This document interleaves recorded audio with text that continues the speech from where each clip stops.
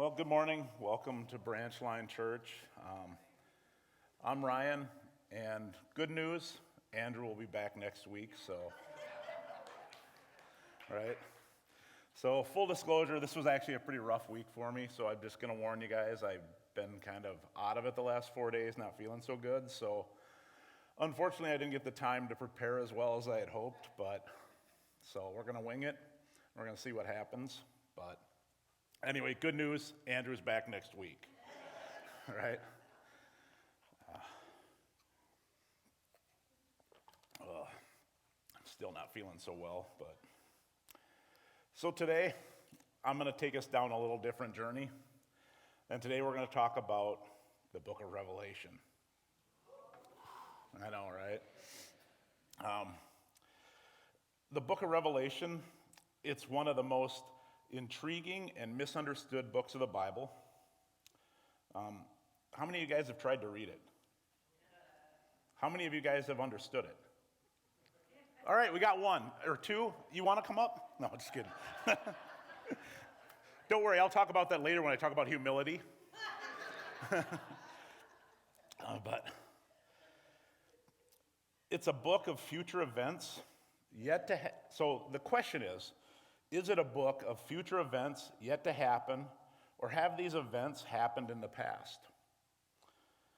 So if you were here like a month ago when I talked last time, I gave a message about 4 principles of how we better understand the Bible.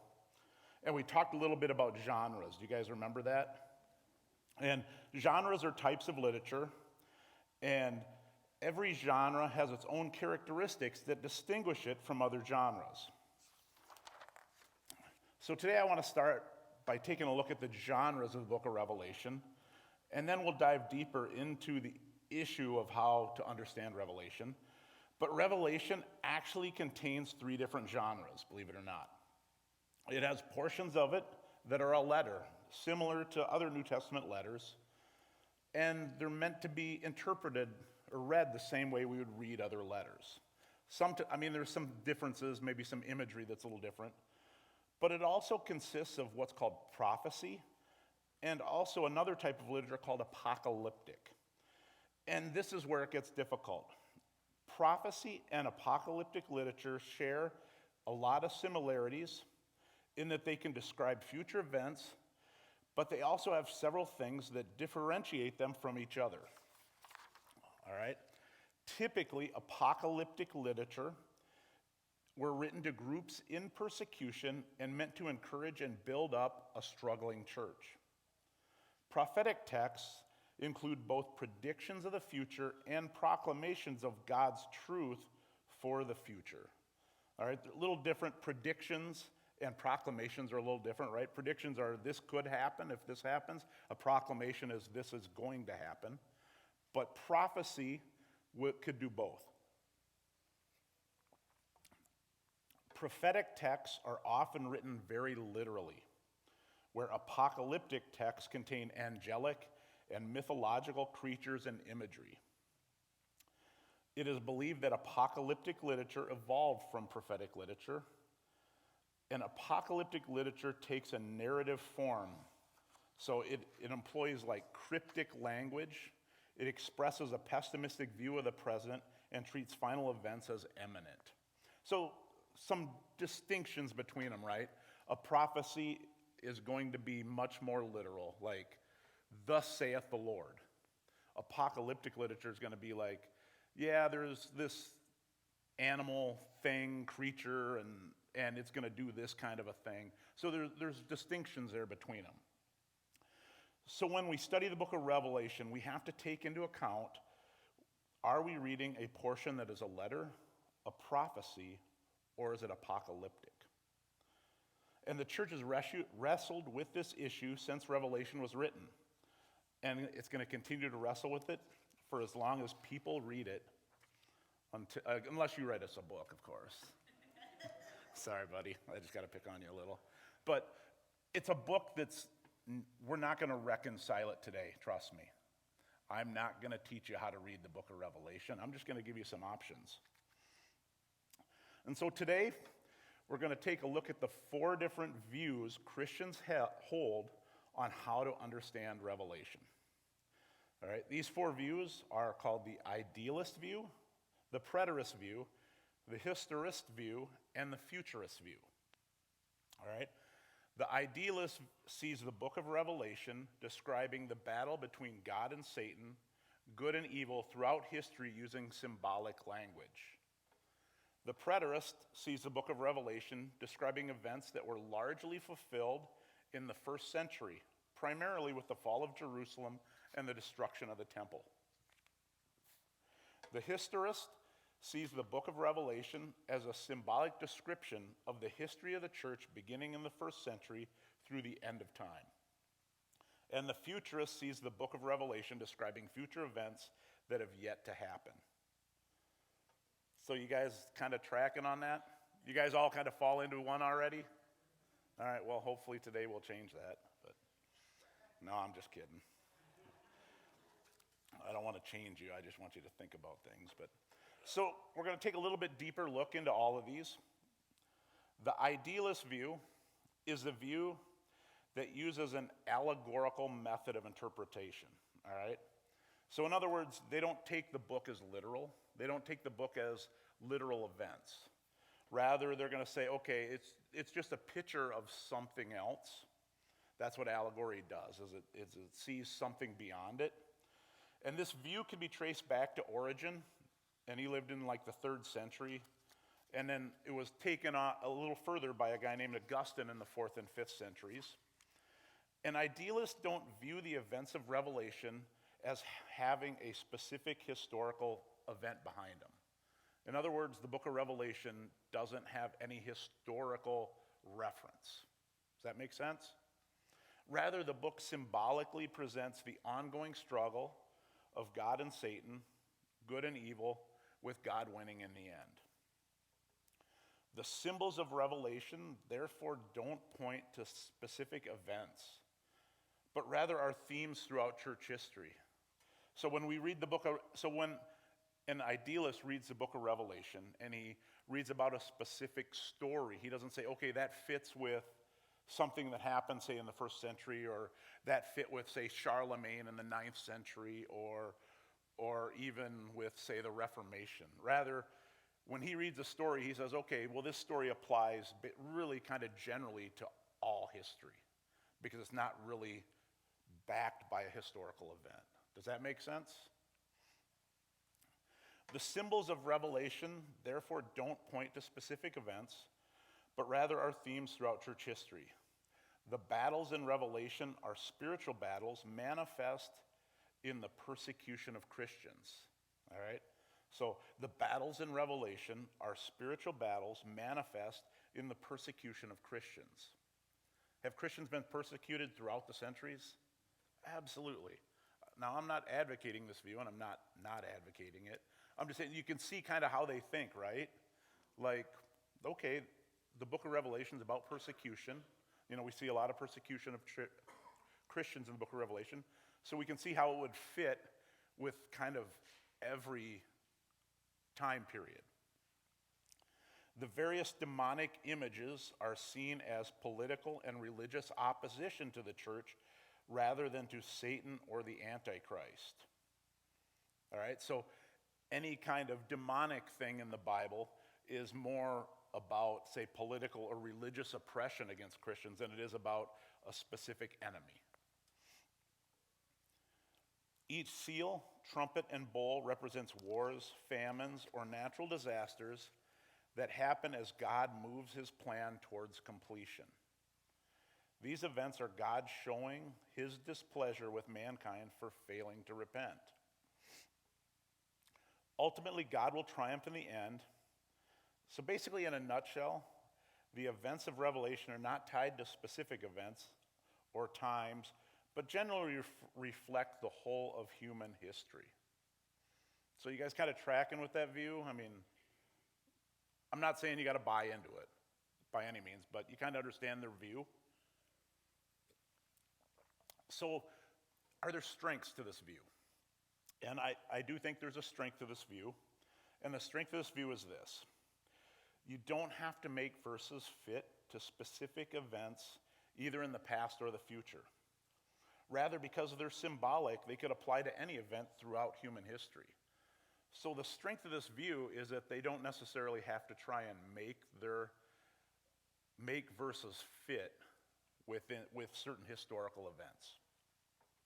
So the weaknesses of this view, number one, it absolutely denies any specific historical fulfillment, right?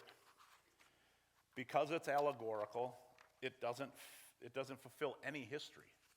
Well, how can there, the book seems more literal than that. We cannot say that these events actually apply to any specific historical events, right? So again, for somebody who believes in the idealist view, they have a hard time with debating, say, the second coming. Because again, if they don't believe that it's a literal event, you have a real problem there. So that's a weakness. Another weakness, the allegorical method allows people to make arbitrary interpretations, right? Without any kind of historical grounding, we could actually make any interpretation we want. Every one of us would be able to make our own interpretations, and none of us are going to be more right than the other person. Does that make sense? Without having any kind of historical grounding, every single one of us in here could make our own interpretation, and every single one of us is just as right as the other person. So that's the idealist view. The second view I want to talk about is what's called the preterist view. And preter simply means past. So this view views the events of the book of Revelation as having been fulfilled in the past from our perspective. So in other words, the events that happened in the book of Revelation happened sometime in the past from our perspective. From the author's perspective, they may have been in the future. So the events could have been future events that when they were written, but from our perspective, they happened in the past. Primarily, they see the events of the book of Revelation as having been fulfilled in the first century, mostly surrounding the events of the Jewish war with Rome from 66 to 70 AD. All right, and that's when Rome came. Basically, the Jewish people rebelled against Rome. Rome came and over 4 years utterly crushed the Jewish people and scattered them to the ends of the earth, destroyed Jerusalem, destroyed the temple, basically destroyed their way of life. And so for a preterist, chapters 1 through 3 describe what's going on in the 7 churches in Asia Minor at that time period. Then the rest of the book talks about the fall of Jerusalem to the Romans. All right? Now, there's a problem with that, and I'll get to that a little later.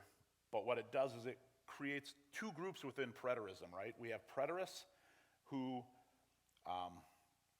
view everything as happening in the first century, and then we have what's called a partial preterist. And a partial preterist is someone who says, okay, most of the book of Revelation takes place in the first century, but there are some events that clearly didn't happen in the first century, and therefore we're going to push those to a future date. Does that make sense? So, to recap a little bit before we get into the strengths and weaknesses, a preterist believes everything happened in roughly the first century, and in particular with what happened to the Jewish people. A partial preterist says most of what happened in the book of Revelation happened in the first century, except for a few things, and primarily it's the end time stuff, Revelation 19 through 22. A partial preterist would see that as still a future event, but the events prior to Revelation 19 would have been all kind of around the situation with Rome and the things that happened with Rome. There's a lot more to it than that, because it also gets into parts of Luke and his Mount Olivet discourse, and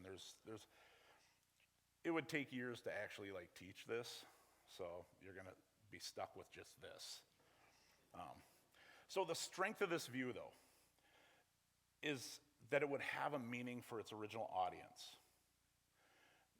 You see, this letter was written to 7 churches in Asia Minor. John tells us that, who were under persecution. And it's describing events around the time in which they lived. It would have significance for them. So a huge advantage to the preterist view is that it would have meant something to the people it was written to. A weakness of this view is that in order to be a prophecy about the destruction of the temple, it would have had to have been written before the destruction of the temple, right? And the temple is destroyed in 70 AD, and this is an area where there's a lot of disagreement, is when the book of Revelation was actually written. There are people who will date it to the time of Nero in the 60s. Therefore, it would have been a prophecy written about an event that's going to happen 10 years from now, right, in 70. Others place it under the reign of Domitian in the 90s, and therefore it can't be prophetic about a future event because it happened 20 years ago. So that's a weakness with this view, is that it kind of hinges on the date of the book of Revelation, which we don't know. Another weakness is that the events in Revelation don't necessarily line up in their details, right? So the details of the book of Revelation don't necessarily line up with the details of the destruction of the temple and that kind of thing. Again, it all comes down to how literal you want to push the book of Revelation, though, as well. Another issue with that is that full preterists, because they view everything as having been fulfilled in the first century, they never have a final victory, right? We don't have a second coming. Or if we did, it already happened, apparently. So a future preterist has a real big problem. What do you do with the second coming? And that's where the partial preterist view comes in. The partial preterist view says, yeah, a lot of that stuff happened, but now we still make an allowance for the second coming, the stuff that was still in the future. Does that view make sense? Not saying you got to buy it. I'm just saying you kind of understand where they're tracking. All right. The third view, this is called the historist view. And this view believes that Revelation is a symbolic representation of church history from the time of the apostles to the end of the age. So in other words, this view views the book of Revelation as being a timeline of church history. So the beginning of Revelation would be the beginning of church history, and Revelation would coincide with events throughout church history until the second coming. Does that make sense? So the symbols of Revelation correspond to events in Western Europe throughout the centuries. They see various popes, the Protestant Reformation, the French Revolution, and various rulers throughout European history in the book of Revelation. Historists often teach that the 7 churches found in chapters 1 through 3 as 7 different periods throughout church history. So the 7 churches in the beginning of the book of Revelation are not so much written to 7 churches in Asia Minor in the first century, but rather are written to describe 7 periods of church history. Does that make sense? The breaking of the seals in chapters 4 through 7 represent the fall of the Roman Empire.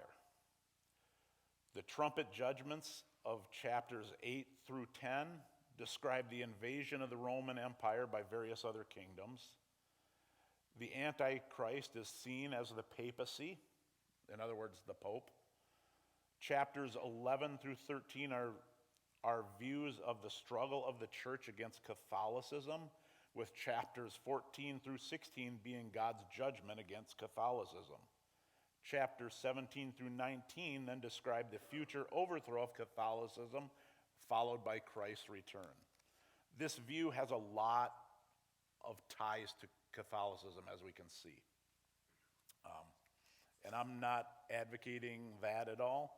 I mean, that's up to you guys. But it's important to understand that this view rose to prominence in the Protestant Reformation, right?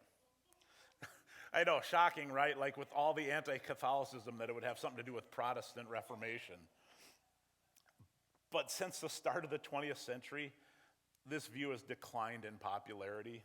Just to be honest, it kind of had its day and it's kind of going out of style. I don't really have any real strengths for this view, to be honest with you. So I guess it's pretty easy to say that Ryan probably doesn't believe in this view. But I just wanted to give you the option. So the one weakness of this view is that as time goes on, the events of history change. Historists tend to see their generation as the ones who see the return of Christ and then interpret the events of the book according to their understanding of history. So in other words, a historist is going to say, okay, I'm going to say that if I was a historist today, I would say, okay, my generation is going to see the return of Christ. So I would then interpret the entire book of Revelation going back through church history, right? Trying to find parallels. Unfortunately, that let's say Christ doesn't return in my time and say Samuel's great-great-great-great-great-great-great-grandfather's up here preaching in the year 3000. So good news, where church is going to be around for another 1,000 years. So you guys don't have to go anywhere. But he's going to say, okay, now I'm the guy that's going to see the return of Christ. So now he finds parallels with another 1,000 years of history. So now all of those events that I saw fulfillment at certain points in history are now being reapplied to other events in history. And they're not applied to my events in history anymore. So in other words, for the historist, whoever is doing the interpretation basically gets to put the events in the timeline they want.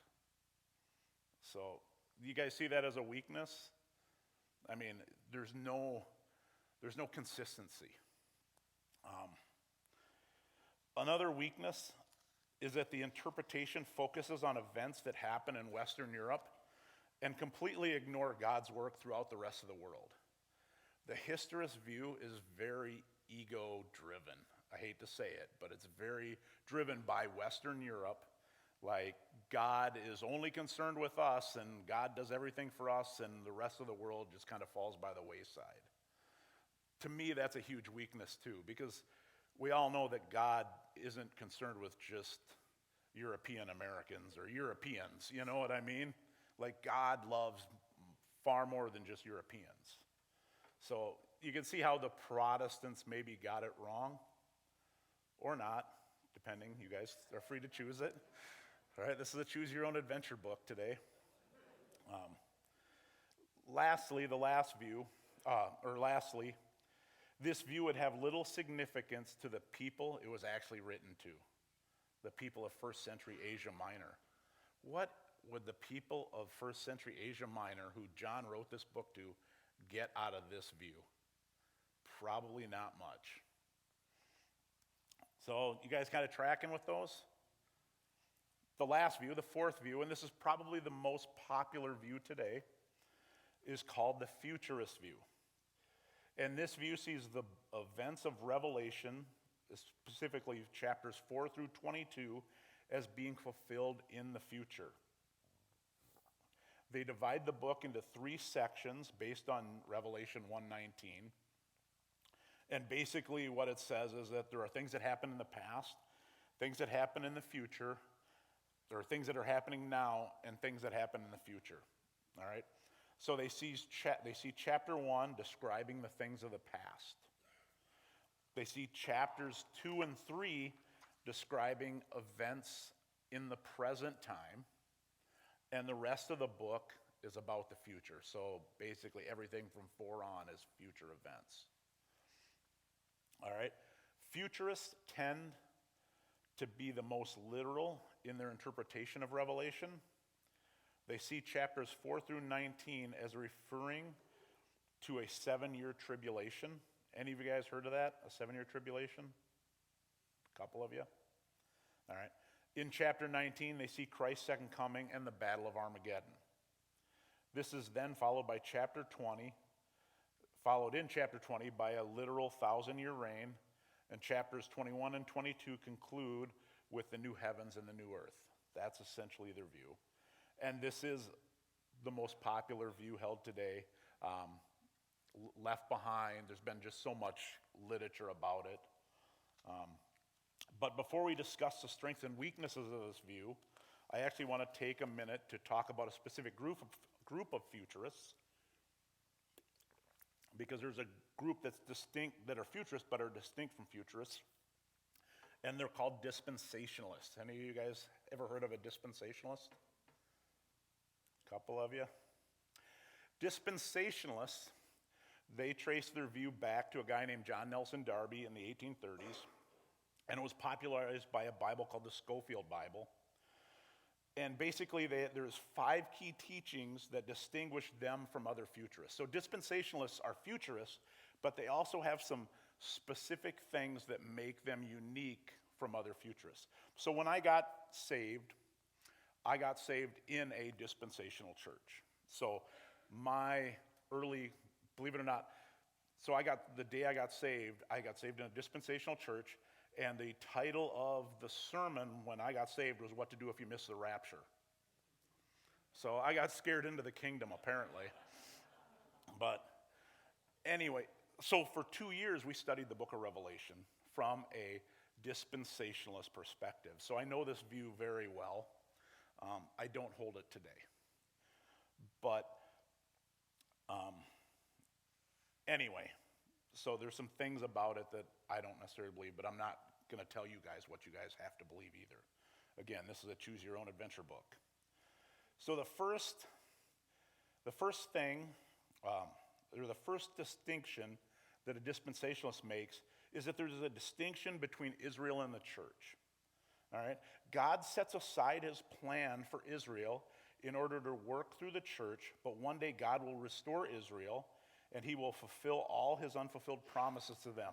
So in a nutshell, what happens is basically God has a covenant with Israel, and God stops that covenant, puts a break on it, and then starts dealing with Gentiles. And this is what's called the church age. And that at the end of the church age, God is then going to go back and finish what he did with Israel. And this is kind of when the rapture of the church happens, essentially. So basically what happens is at the end of the church age, that's when the rapture of Christians come, is at the end of the church age. God removes the Christians from the world, so then he reverts back to his covenant with Israel to finish the covenant he made with Israel. It's driven by their interpretation in the book of Daniel, chapter 9, where there's a gap of time where God basically postpones 7 years, right? So the nation of Israel has been put on pause for 7 years. That's where we get the 7-year tribulation, started by the rapture and ending with Jesus' second coming.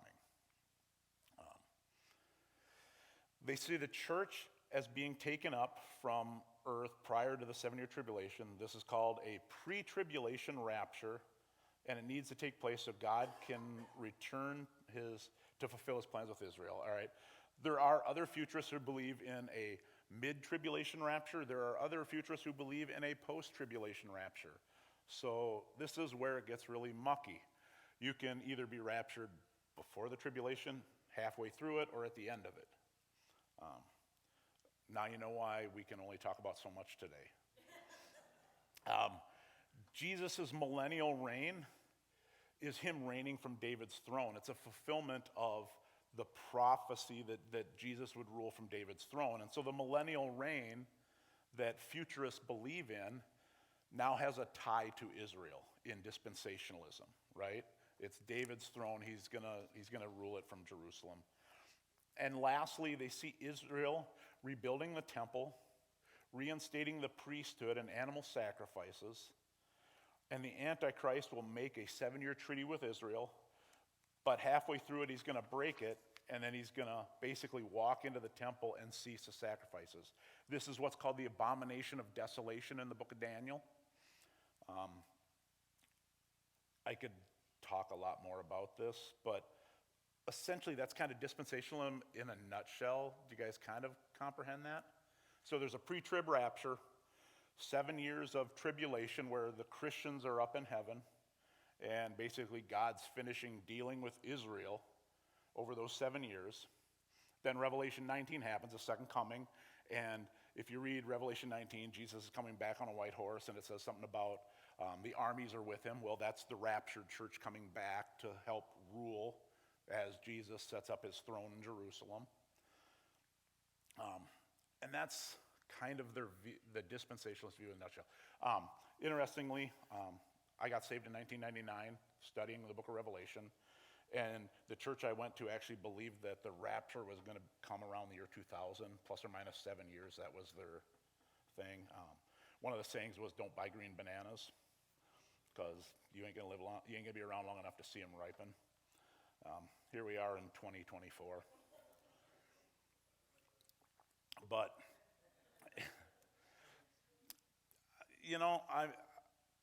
look, that church brought me to where I am today. So I'm picking on them a little bit, but I also understand that I wouldn't be here today if it wasn't for them. I wouldn't have the insight I have if it wasn't for, you know what I mean? Like, God uses all of us. Every single one of us are flawed, weak, incapable people, and God uses us all. So I am by no means any better than anybody else, including them. So, you guys kind of understand the futurist idea, dispensationalism a little bit? I wish we had more time to unpack it because there is a ton of stuff here. And having come from that and not necessarily believing it today, we could have a really good discussion. But so what are the strengths of this view? And the strength of this view is that there clearly are future prophecies in the book of Revelation that haven't been fulfilled. Jesus' second coming has not happened yet, right? I mean, I haven't seen him.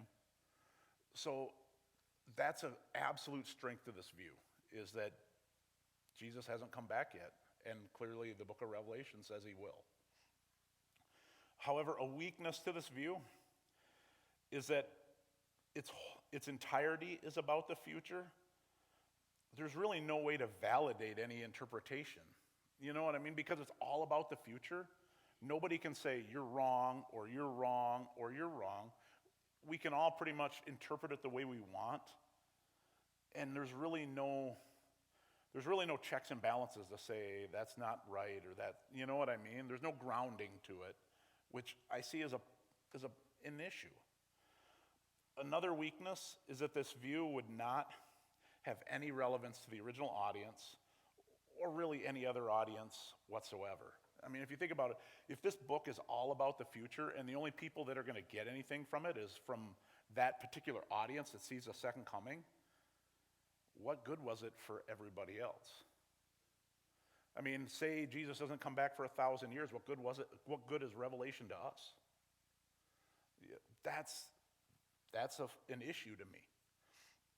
And I mean, that's one of the things for like dispensationalists, they have this idea that all of these prophecies have been hidden until, guess what? Until they happen to come across them and discover them, and they somehow got the key that nobody else had for 2,000 years. So, another weakness is that the futurists tend to be too literal in their interpretation of images and symbols.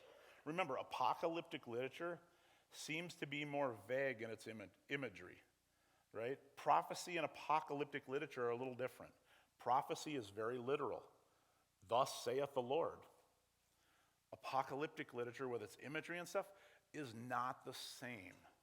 And so maybe, just maybe, we shouldn't push it as literal. Interestingly, about this taking the Revelation too literal, Any of you guys ever heard of a guy named Hal Lindsey? Wrote a book called Late Great Planet Earth. And anyway, he took the imagery in the book of Revelation and he equated it to modern day things. So like grasshoppers, he said, that's just how a first century audience would describe a attack helicopter. So basically he took all the images of the book of Revelation and he tried to find modern military like images that they would have maybe confused them with. So John's seeing this future war, right, like Black Hawk Down, and he doesn't know how to describe it. So he just describes it with locusts and other things. I struggle with that. Like, you can really read a lot of things into it. But so we've spent a half hour now talking about the 4 views of Revelation. Hopefully, you guys don't know which one I believe. If I did a good job, you guys really don't know what I believe, right? Because I wanted to give you the information and let you guys choose your own adventure. But, so what do we do with this book, right? And I want to leave you with some tips on maybe how to read the book of Revelation, because hopefully you guys are going to want to actually read it after this and not tear it out. So, some practical tips. Number 1, when you read the book of Revelation, read it with humility. This is not an easy book to understand. Read it with humility, like knowing, going in, that there are things you are not going to grasp, and be okay with that. You know? Pick up what you can, and don't sweat not getting everything. Secondly, try to discover what the book would have meant to the original audience. After all, that's who John wrote to. John wrote to 7 churches in Asia Minor. How would they have looked at this view or this book? What significance would it have had to them? Right? Don't necessarily look at it as having a strict chronological map of future events. In other words, don't look at chapter 3 as being in between 2 and 4 necessarily, or 6 being in between 5 and 7. Maybe things move. Like maybe 9 is describing something that happened in 4, but yet 5, 6, and 7. You understand what I'm saying? Don't necessarily think that it's like strictly in chronological order. Ancient writers didn't necessarily do that. The Gospels, for example, are not written in chronological order. And that's why a lot of people say the Gospels contradict each other. They don't contradict each other, they just don't follow chronological order. That's something we value, but not ancient writers or audiences. So it may not be chronological, right? I love this one. Take Revelation seriously, but do not always take it literally. So again, take the book serious, but don't necessarily take everything literal. Pay attention to what John does identify. You know, there's a lot of things in the book of Revelation that are not identified and not necessarily, we can't grasp one, but he does identify certain things. Revelation 1:17, the Son of Man is Christ, right? Revelation 1:20, the lampstand are the churches. Or Revelation 12:9, Satan is the dragon, you know. There are times when John tells us exactly what the image is, and that's what it is. We don't need to go looking for something else. He gives us the cliff notes. Unfortunately, he didn't do it for the rest of the book. All right, another thing is, don't be afraid to look to the Old Testament, number 1, for historical context, and help with interpreting images and symbols. Apocalyptic literature is also found in the Old Testament in books like Ezekiel. There's a lot of similar imagery between some of the Old Testament books and the book of Revelation. So maybe if you want to study the book of Revelation, you need to study some Old Testament books along with it, right? Focus on the main ideas and don't get worked up over little details. Again, look for big picture stuff and don't necessarily push everything too hard. So one of the things about apocalyptic literature. It was actually a common genre in the time of the Jews in Second Temple Judaism and in the first century. So there's a lot of other books, writings that are not in the Bible that are apocalyptic and can also be of value. So there's books that maybe we could read about, like other apocalyptic literature from the time that is also going to help give us some imagery, some ideas. But again, you guys, it's a messy topic. Unfortunately, it's confusing because it just is. And hopefully today you guys have a little better understanding of the book of Revelation and the problem with trying to read it. But hopefully you guys are encouraged to read it. Again, just read it with humility. So hopefully this was of value today. I've been wanting to talk about Revelation because it seems like so many people want to know about it, and having had the master's level education I have, I guess I'm kind of, people look to me as like I'm an authority, and I'm not, but I get stuck with it. But you guys, hopefully this is of value to today. So with that, Andrew will be back next week. So please don't take this as your only view of church here. I'm fired after this, so. But thanks for coming. I think we have one more song, so thanks.